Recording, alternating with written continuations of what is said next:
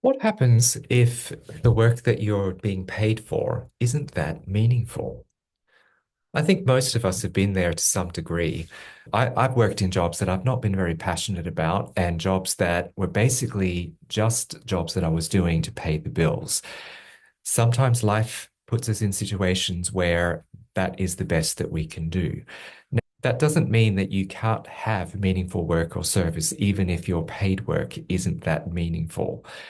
What you will often find is that you'll find your meaning in other kinds of activities that are outside of your paid employment. It could be a volunteer type of role. It could be involvement in your family or in a social group. It could be some other kind of service that you're providing that gives you that sense of meaning.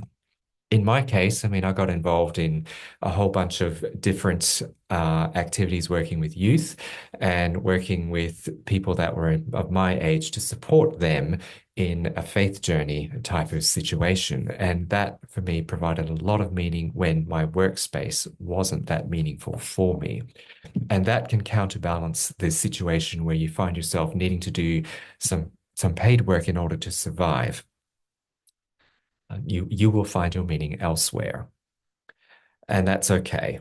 And the nice thing about the situation in which you're not in a meaningful work is that you actually are giving yourself space to work out what it is that you need to do next without having to worry too much about how do I pay the bills? How do I survive in my current situation? One of the things that happens when you're in survival mode is that it shuts down creativity and it shuts down innovation. And those kind of things are going to be really, really useful for determining your next steps. So if you need to do that short term, I'm working in a role that isn't very satisfying, or if you're in a period of life where it feels like I have to do this kind of a role in order to meet my obligations to my family or to the the responsibilities that I hold, find your meaningful work, your meaningful service in other areas. Hope that's helpful.